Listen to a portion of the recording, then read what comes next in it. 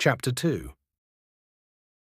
The following week, Jenny was a whirlwind of reassurance, her words a steady stream to soothe Lechsinska's nerves about the upcoming weekend in Cornwall.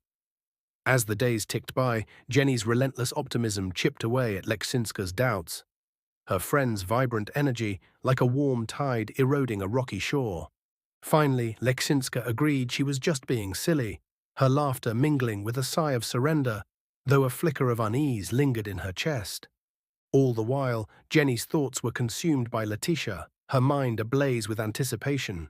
She could not wait to get her claws into her, to confront the enigmatic woman and, one way or another, put that girl in her place, her resolve as sharp as a blade. It was decided everyone was going to make their own way there, the group scattering like leaves to converge at Solomon's coastal retreat. It was still early on Saturday morning when Lechsinska and Simon arrived, the crunch of gravel under their tires announcing their presence. They were greeted in the driveway by Solomon, his face alight with a boyish excitement that seemed to dance in the crisp morning air, promising a fun-filled couple of days. "Are we the first to arrive?" Lechsinska asked, her voice tinged with curiosity as she scanned the empty driveway. "Yes, you are first. Come, Simon, Lechsinska, let me show you around my home. You will fall in love with it," Solomon said, his enthusiasm infectious as he put his arms around them, guiding them toward the house with the warmth of a proud host. Lechsinska couldn't help but wonder where Letitia was, her absence a nagging void. She felt sure Letitia would be there, waiting to tease her again, her presence a shadow that loomed over Lechsinska's thoughts, stirring both curiosity and apprehension. Solomon was right, they did love the house. The ground level was open plan, a sprawling canvas of elegance and light. "It's huge," Lechsinska said, her voice a whisper of awe. Her eyes widened as she looked around, trying to take in the whole picture, the space unfolding like a grand painting. There were white leather seats off to her left, their sleek surfaces adorned with cushions of various colors scattered across them, vibrant splashes of red, blue, and gold. She walked through into the dining area where a very long table stretched, capable of seating 12 people, its polished surface gleaming under the soft light. The kitchen was big enough for an army of chefs to work in, its counters gleaming with stainless steel, and as you walked out onto the patio, you were greeted by the most marvelous view of the sea, its waves glinting like scattered diamonds under the sun. Lechsinska took a lungful of the sweet-smelling flowers mixed with the salty sea air, the scent intoxicating, filling her with a fleeting sense of peace. "I love it. I absolutely love it."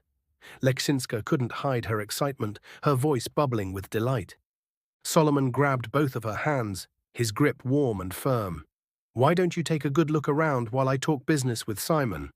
Then we can all go down to the beach when your friends arrive." "Great." Lechsinska didn't waste a second.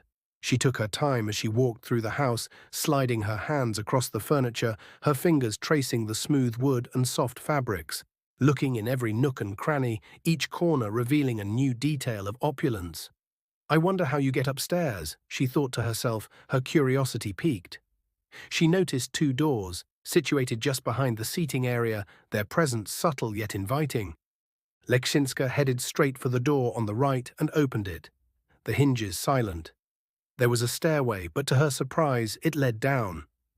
"Maybe the bedrooms are downstairs," she thought, her footsteps echoing softly as she began to descend.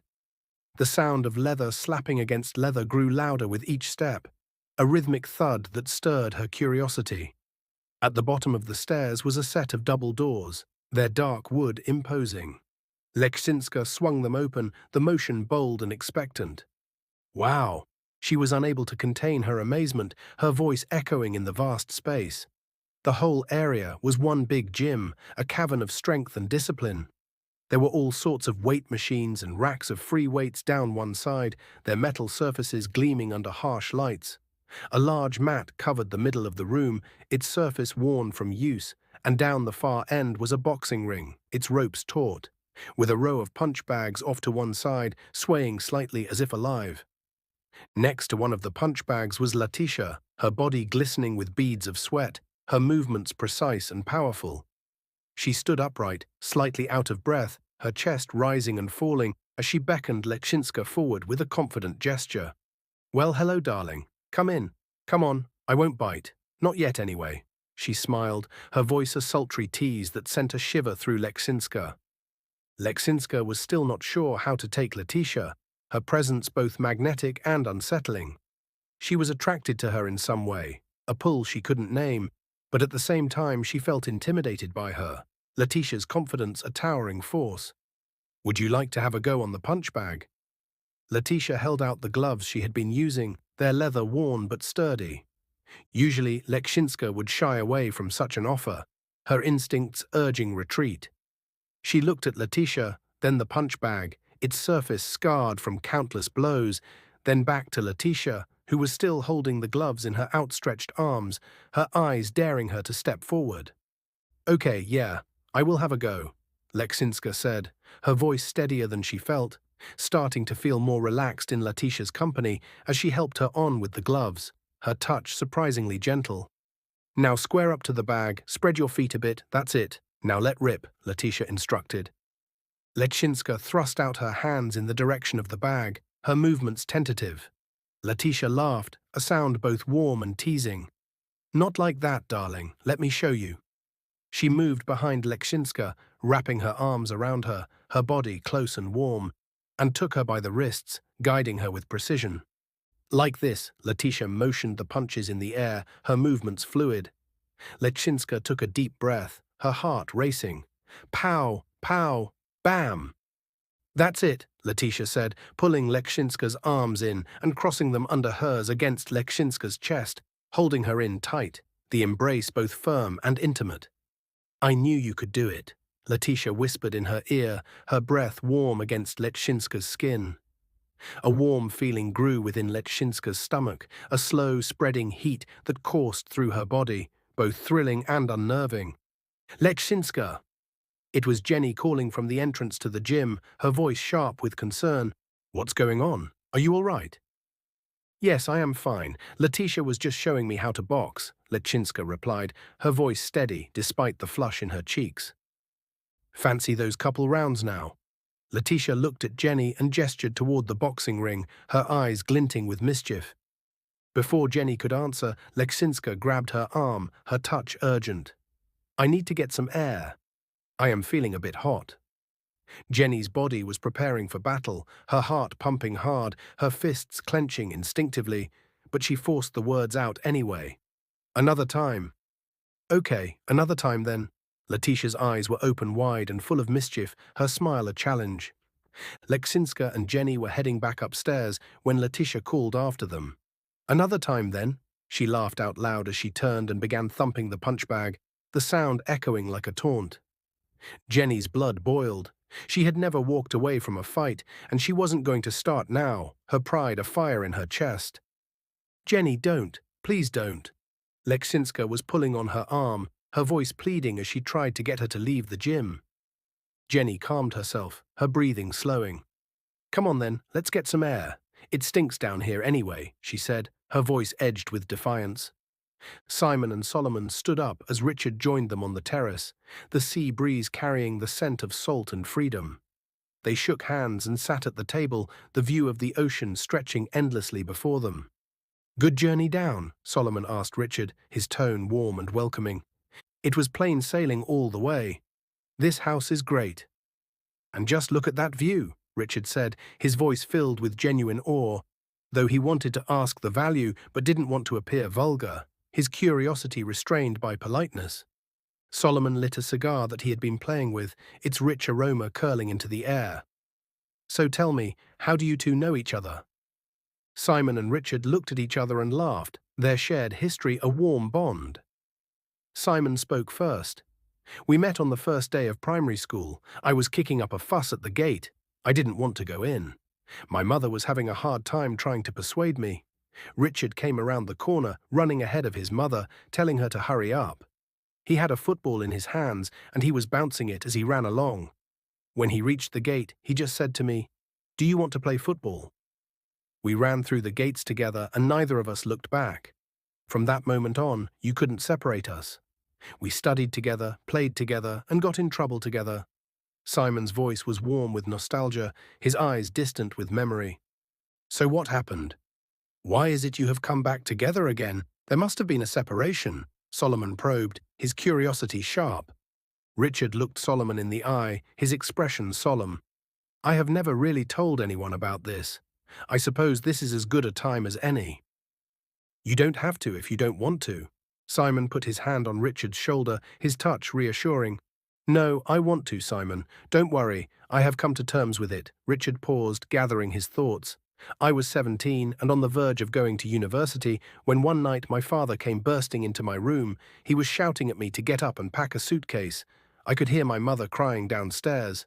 I shouted at my dad, "What's wrong? What's happened?" He screamed at me, "Pack a bag. We are leaving now." He was scared. I could see it in his eyes. I could hear it in his voice. So I just did as I was told. We left in a big hurry.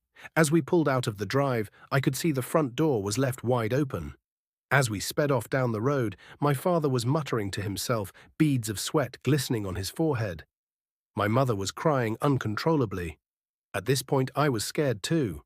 Whatever we were running from, it must be serious, life-threatening even.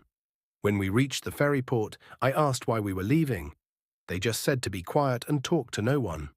We bounced around Europe for a while, never staying in one place for too long. My father went grey and looked old well before his time. My mother became very distant. She wouldn't mix with anyone. One night, my father had had one too many drinks. I found the courage to ask him once more why we had to leave and who or what we were running from. Listen to me, son, there is great evil in this world, far greater than you can imagine.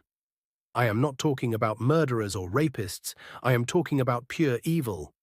The kind of evil that will suck the life right out of you if you so much as look at it, he said, his voice trembling with conviction. Come on, Pops, isn't that a bit dramatic? I said to him. He flew into a rage, stood up and pointed his finger so close to my face I had to pull back. You are a fool, he shouted. There was silence for a few seconds, then he said it again, but softer this time. You are a fool. We never spoke about it again. To be honest, it was at that point that our relationship began to deteriorate, to where we never spoke again.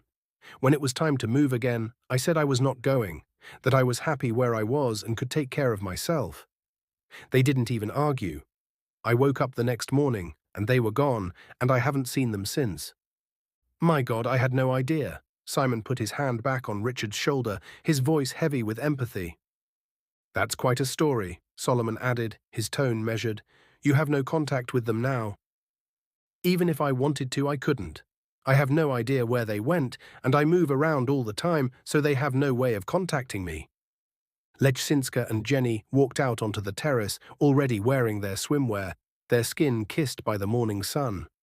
Come on, let's go down onto the beach, Jenny said, her voice eager for action, her energy barely contained. Yes, let us all go down, Solomon said as he stood up, his cigar still smouldering. We will meet you there. By the time the men arrived on the beach, Lechsinska and Jenny were splashing around in the sea, their screams and laughter mingling with the crash of waves. Simon was eager to join them. Come on, Richard, let's dive in. Are you coming, Solomon? No, I am going to sit here and enjoy the warm rays of the sun. You go ahead and have fun, Solomon replied, settling into a chair with a contented sigh. Simon and Richard sprinted to the sea and dived in, the icy water shocking their senses.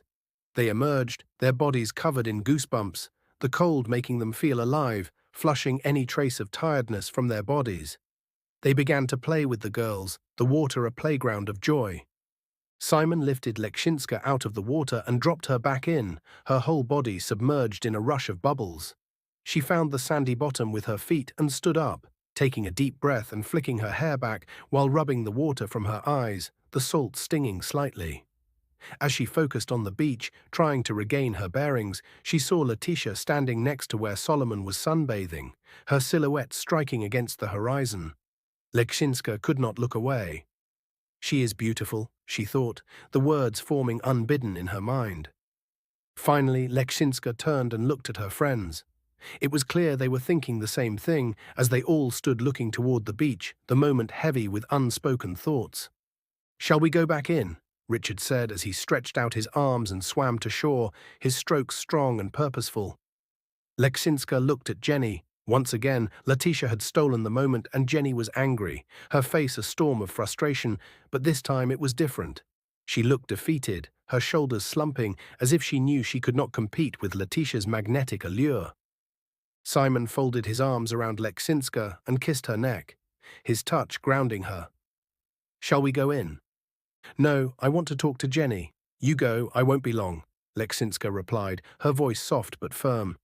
Simon swam to shore as Lechsinska made her way over to where Jenny stood, the water lapping at her knees. "I hate that bitch," Jenny snarled, her voice low and venomous. "Don't be like that, Jenny. We are supposed to be having a good time. That's what we came here for, remember?" Lechsinska's tone was gentle, coaxing. "Yeah, you're right, I am hungry, that's all. Let's go and eat," Jenny conceded, her anger softening. Lechsinska and Jenny hugged each other, their embrace a quiet truce, then headed toward the beach hand in hand, the sand warm beneath their feet. Jenny didn't know it, but that burned Letitia. She wanted Lechsinska for herself, and Jenny was in the way, an obstacle to her desires. Once they had all dried off, they headed back toward the house, the sun climbing higher in the sky. Simon and Lechsinska were holding hands as they strolled along the footpath, their fingers intertwined, the moment tender. "Simon, Sinska. How do you know Solomon?" Lechsinska asked, her curiosity tinged with unease. "He came to me on a recommendation from one of my oldest clients," Simon replied, his tone casual. "Yes, but what does he want? What business do you have with him?" "He just wants me to value a collection of rare religious artifacts that have been in his family for centuries." "Yes, but why you?" Lechsinska pressed, her voice sharper. "What, so you don't think someone would be willing to pay for my services?" Simon laughed, trying to lighten the mood. "No, you know what I mean. They just turned up out of the blue." "What do you mean, they?" "Oh, I see, it's Letitia," Simon teased, his eyes twinkling. "No, it's not Letitia." Lechsinska let go of Simon's hand and marched on ahead, her steps quick with frustration. "Come on, Sinska, don't be like that." Simon ran to catch her up, his voice apologetic. "Sinska, I'm sorry, I'm only teasing you. If you're not happy, we can leave. All I care about is you." Lechsinska put her arms around him and buried her head in his chest, the steady beat of his heart calming her. "It's me who should say sorry. I'm just being silly. I am sorry. I should trust your judgment. Sinska, I love you with all my heart. I always have. I always will." "I love you too." A single tear rolled down Lechsinska's face, glistening in the sunlight. Lechsinska and Simon walked back into the house, the air cooler inside. Jenny and Richard were sitting at the dining table, their conversation light, while Letitia and Solomon prepared lunch in the kitchen area, the clatter of utensils a lively backdrop. Letitia began chopping the vegetables with the speed and dexterity one would normally only see in a professional kitchen, her knife a blur of precision. Everybody's eyes were fixed on her, captivated by her skill. Jenny stood up to get a better view, her curiosity overriding her resentment. Letitia was aware they were all watching her, her movements deliberate. As she finished chopping the last vegetable, she drew back her arm and hurled the knife across the room, the point burying itself deep into a wooden pillar, sending a vibration along the blade and out through the handle, a sharp twang echoing in the silence. They followed the path of the knife as it flew past them and then turned back toward Letitia, their expressions a mix of awe and unease. "Is she not wonderful?" Solomon kissed Letitia on the cheek, his pride evident. "She has never met her match, have you, my dear?" "Never."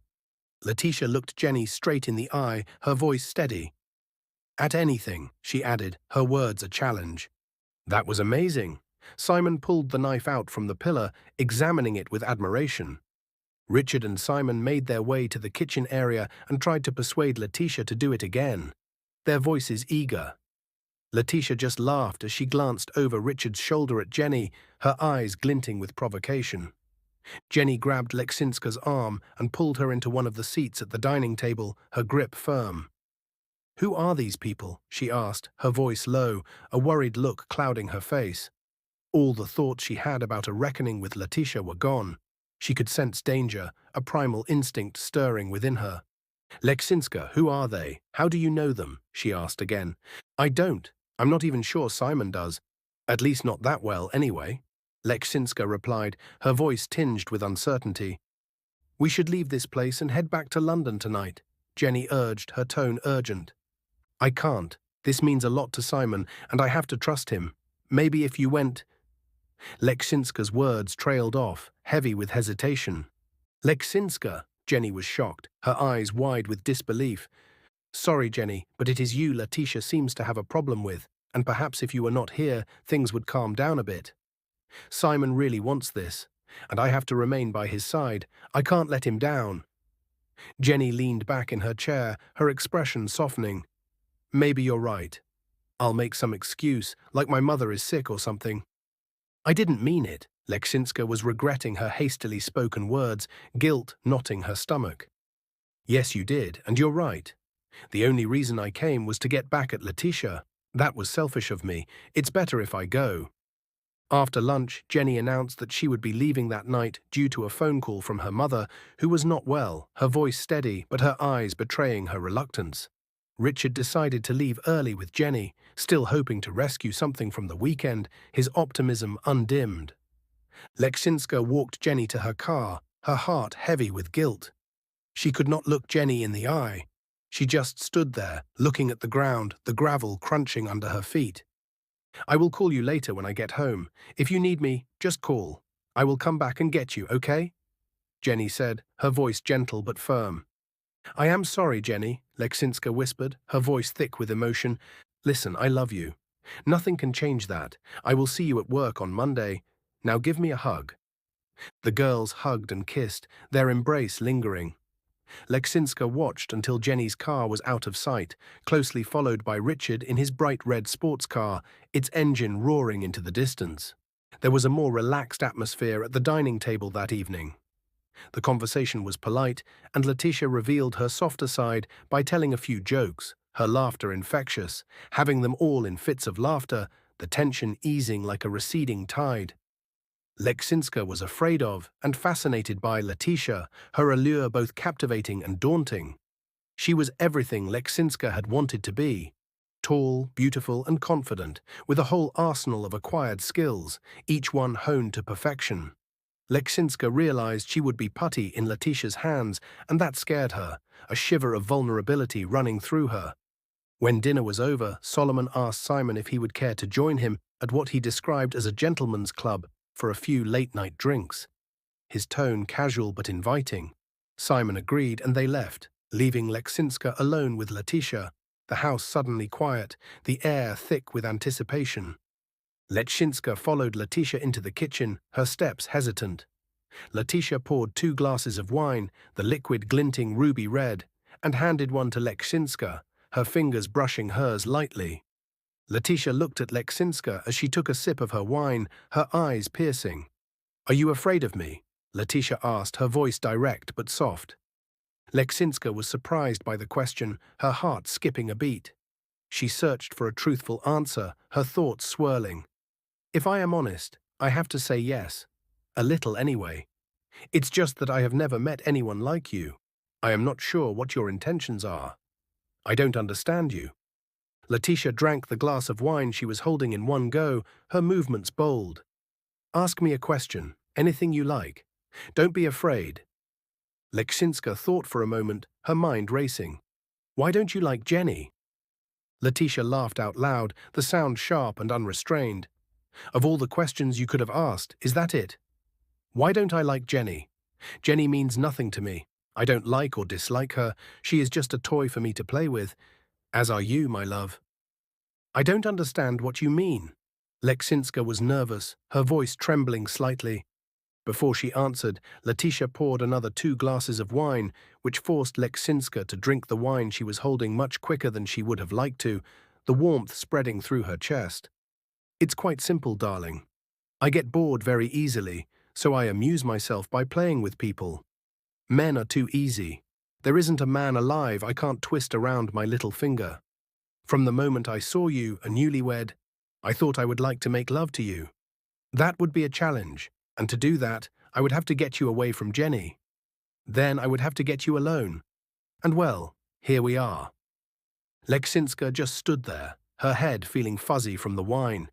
She struggled to find words to express what she was feeling, her thoughts tangled. She was dumbstruck. "Come on, darling. Are you telling me you have never fluttered your eyelids to get what you want?" Letitia's voice was teasing, her eyes glinting. "I would never," Lechsinska replied, her voice firm despite her unease. "You would never what? You sent Jenny away, didn't you? Was that not because she was getting in your way too? You want me, don't you? Say it."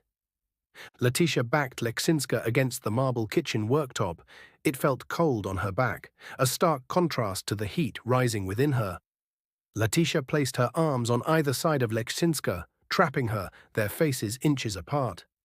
Letitia pushed her body against Lechsinska, kissed her lightly on the mouth, moving slowly down her neck, each touch sending a shiver through Lechsinska's body. "Say you want me," Letitia said again, her voice a seductive whisper. Lechsinska could not control her feelings, her breathing heavy, her body alive with sensation. Every kiss from Letitia sent electricity through her, a current she couldn't resist. She didn't want to, but she moaned with pleasure, the sound escaping unbidden. "You want me, don't you? Say it. Say that you want me." Lechsinska could not stop the words from passing her lips, her voice a whisper. "I want you. I want you. I know you do, darling, but not yet. I haven't finished playing with you," Letitia said, her tone playful yet commanding. Lechsinska fell to her knees as Letitia stepped back, dizzy from the wine and the rush of emotions. She looked up at Letitia, her vision swimming. "Come on, let's get you to bed." Letitia helped Lechsinska up and took her upstairs to her bed, her touch gentle but firm. Simon and Solomon arrived at the gentlemen's club, a short walk from where they were staying. The building was Victorian, set way back off the road, its grandeur hidden from casual view, impossible to find without proper directions. They were greeted at the door by a smartly dressed gentleman, his demeanor polished, who showed them into a large room. Simon looked around in amazement. It was beautiful. The ceiling was at least 20 feet high, adorned with crystal chandeliers that cast a warm golden glow the whole length of the room. Paintings were hung on every available space on the walls, their frames ornate, the scenes vivid with history. The carpet beneath their feet was thick and soft, cushioning each step. Simon followed Solomon to the top of the room, where they each sat in large, dark leather seats, the leather creaking softly under their weight.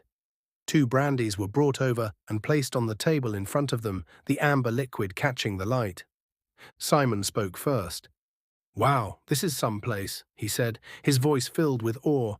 "Tell me, Simon, how did you get started in this business?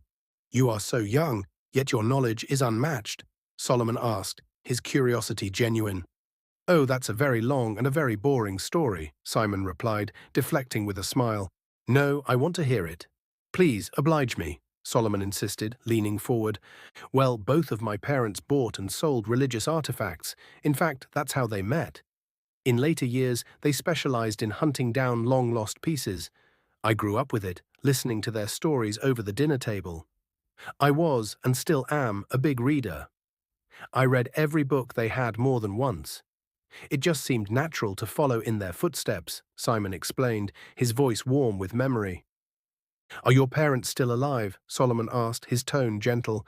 "They were killed by a drunk driver who ran them off the road," Simon said, his voice steady but tinged with old pain. "I am sorry. I had no idea," Solomon replied, his expression softening. "That's okay. It was a long time ago. In fact, it was just after Richard's family moved away. I think that was the lowest point of my life." There was a moment's silence between them, the weight of the past settling in the air. Solomon broke it. "Your parents and Richard's parents were friends." "They knew each other, of course, but I wouldn't say friends. Not close friends, anyway," Simon clarified. "So they wouldn't have confided in each other?" Solomon pressed, his eyes narrowing slightly. "No, I don't think so." "Why?" Simon looked at Solomon with a puzzled expression on his face, sensing an undercurrent in the question. "I am sorry, Simon. I go too far." "Forgive my insensitivity," Solomon said, his tone apologetic. "That's all right. And to answer your question, no, I don't think so." "Let me get you another brandy. Then we can talk about you coming to my home in Washington," Solomon offered, signaling for another round. Back at the house, Letitia pushed the bedroom door open with her bottom, her movements graceful despite the task. She was carrying Lechsinska in her arms, her strength surprising. She placed her gently on the bed and undressed her, her hands careful and deliberate. Lechsinska opened her eyes, her vision hazy. Letitia was on top of her, kissing and caressing her, their bodies rubbing together in a rhythm that quickened their breaths. They were both breathing heavily as the pace increased, the air charged with intensity. Lechsinska had no control as she drifted in and out of consciousness, her senses overwhelmed. A warm, tingling sensation was building in her stomach, spreading like wildfire. Lechsinska looked into Letitia's eyes as she began to orgasm, the moment both vivid and surreal. Lechsinska sat up, she was in bed, and it was morning, the soft light filtering through the curtains. It took her a while to get her bearings, her mind foggy. She lifted the quilt and looked underneath. She was naked. Was I dreaming? It must have been a dream, she thought, clinging to the hope. Simon was still asleep next to her, his breathing steady. She lay back down and smiled, the thought comforting her. It was a dream. Simon rolled over and kissed Lechsinska on the lips, his touch familiar and warm. "Sleep well?" he asked as his hand traveled up from her thigh to the center of her back, pulling her in close. He kissed her again, his lips lingering. "Well, how was your evening with Letitia?" he asked, his tone light but curious. "I went to bed early, too much wine, I think. I don't remember much." Lechsinska buried her head in Simon's chest, her voice muffled, seeking comfort in his warmth. "Can we go home now?" Simon laughed as he stroked her hair, his touch soothing. "Okay, we'll leave after breakfast. It's a long drive anyway." At the breakfast table, no one was eating, just drinking plenty of coffee and orange juice, the clink of cups a quiet rhythm. Except Letitia. She looked good, her skin radiant, her composure unshaken. You never would have guessed she had been drinking the night before. Everyone else was a mess, their faces etched with the weariness of the previous night's indulgences. Lechsinska kept looking at Letitia, hoping to catch her eye, a desperate need to know what had happened the night before gnawing at her. Letitia would not return the favor, her attention fixed on the Sunday papers, never once looking up, her focus a deliberate shield. Simon broke the silence. "We have decided to head home after breakfast. It's a long drive," he announced, his voice calm but resolute. "That's all right, Simon. I understand," Solomon replied, his tone that of a gentleman, gracious and understanding. Lechsinska studied him for a while, noting his calm demeanor before turning back to look at Letitia. Their eyes locked, a moment charged with unspoken questions. Lechsinska waited, but no words passed Letitia's lips. Just the tip of her tongue that ran the length of her upper lip, then disappeared back into her mouth, a gesture both subtle and provocative. Lechsinska looked away, her heart racing. When she found the courage to look back again, Letitia was reading the paper once more, her expression unreadable. Lechsinska packed their bags, ramming their clothes in with hurried movements. She was in a hurry and needed to get away from Letitia, the urgency a physical ache in her chest. "What's the big hurry?" Simon asked, his voice tinged with concern. "I just want to go home." "I don't want to be here," Lechsinska replied, her voice sharp with desperation. "Sinska, what's wrong?" "Nothing is wrong. I just want to go. Can we go, please?" "Okay, I will put the bags in the car, then we can say our farewells," Simon said, his tone gentle as he tried to ease her distress. Simon was loading the bags into the car when Solomon and Letitia appeared from behind them, their presence sudden and commanding. Solomon and Simon shook hands, Solomon making sure Simon knew the schedule for their next meeting at his home in Washington, his voice businesslike. Letitia took Lechsinska by the hand and led her around to the passenger door, her touch both firm and intimate. She kissed her on the lips, the contact brief but electric. "Goodbye, darling. It's been fun," she said, her voice a low purr. Letitia looked across the roof of the car. Simon and Solomon were deep in conversation, oblivious. She looked back into Lechsinska's eyes, her gaze piercing. Lechsinska was paralyzed, wanting to move but unable to, her body betraying her. Letitia kissed her on the lips once more, then grabbed her left breast and massaged it gently, her touch bold. She leaned forward and whispered in her ear, "Do you remember me?" "Please don't." Lechsinska's words were too feeble to make an impact, her voice barely a whisper. She was powerless, unable to control her feelings, Letitia's presence overwhelming. Letitia had her, and Lechsinska knew it, her heart pounding with a mix of fear and longing. Simon looked at Lechsinska as they drove along the motorway, the hum of the engine a steady backdrop. She was just staring out of the side window, her reflection pale in the glass, lost in thought. He wanted to ask what was wrong but changed his mind, fearing it was something he had done. The silence safer than a potential confrontation. Silence was better than being told off, he thought, his hands tightening on the wheel.